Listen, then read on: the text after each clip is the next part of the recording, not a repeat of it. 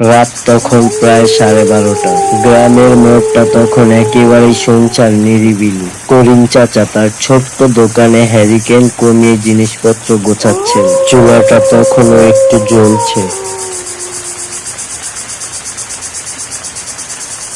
প্রচন্ড জোরে বৃষ্টি হচ্ছে, কোনো কাস্টমার নেই এদিকে। রাত তখন প্রায় 12:30-এর উপরে, একটার কাছাকাছি। রহিম গ্রামের ভিতর থেকে আসছিল। তাকে দেখে করিম চাচা ডাক দেয়, কিরে রহিম, এত রাতে কোথা থেকে? চা খাবি? রহিম সামনে এসে বলল, হ্যাঁ চাচা, একটা কড়া চা দাও। হঠাৎ দুইজনেই খেয়াল করলো দোকানের কাছে একজন লোক দাঁড়িয়ে আছে। লোকটা অনেক লম্বা, পরনে পুরনো একটা শাড়ি, মুখটা পুরো অন্ধকারে ঢাকা। করিম চাচা অবাক হয়ে জিজ্ঞাসা করলেন, কে আপনি? এত রাতে এখানে কি করেন? চা খাবেন?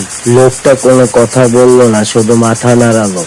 লোকটা দূরে অন্ধকারে দাঁড়িয়েছিলেন। রহিম চাচা তার জন্য একটা ভারে চা বানালেন। রহিম একটু অস্বস্তি অনুভব শুরু করতে লাগলো।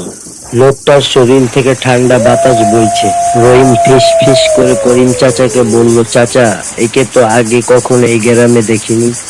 আর এর শরীর থেকে কেমন জানি মাটি মাটি গন্ধ আসতেছে, তাই না? করিম চাচা কিছু বললেন না, শুধু ভুরু কুচকে থাকলেন। করিম চাচা চায়ের ভাতটা লোকটার দিকে বাড়িয়ে দিলেন। লোকটা তার হাতটা বাড়িয়ে দিল অন্ধকার থেকে চা নেওয়ার জন্য। কিন্তু রহিমের নজর পড়ল লোকটার হাতের দিকে। ওটা কোনো মানুষের হাত না, ওটা একেবারে কঙ্কালের মতো সুখ। নখগুলো অদ্ভুত লম্বা। রহিম ভয় পেয়ে চিৎকার করতে চাইল, কিন্তু রহিমের গলা দিয়ে কোনো আওয়াজ বের হলো না। সে করিম চাচার দিকে তাকাতে চাইল, কিন্তু দেখে করিম চাচাও লোকটির দিকে অপলক দৃষ্টিতে তাকিয়ে আছে। তার চোখ দুটি আগের থেকে অনেক বড় হয়ে গেছে এবং কেমন জানি অলৌকিক আলো জ্বলছে। লোকটা এক চুমুকে গরম চা খেয়ে গ্লাসটা মাটিতে ফেলে দিল। গ্লাসটা ভাঙ্গার একটা অদ্ভুত শব্দ এলো। মাটিতে ভাঙা গ্লাসটার দিকে তাকিয়ে রহিম দেখলো গ্লাসটা ভাঙ্গেনি, বরং একটা মানুষের মাথার খুলি মাটিতে পড়ে আছে।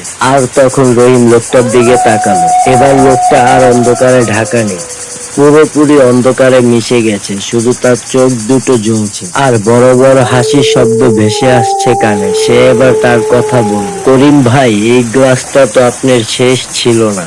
আমি তো অনেকদিন পর এলাম। তারপরে করিম চাচার দোকানের হ্যারিকেনটা ধাপ করে নিভে গেল। শুধু অন্ধকারে সেই অদ্ভুত লোকের হাসি আর রহিমের গলার গঙ্গানির আওয়াজ শোনা গেল। পরের দিন সকালে দেখা গেল করিম চাচার দোকানটা আগের মতোই আছে, কিন্তু সেখানে কোনো করিম চাচা বা রহিম নেই।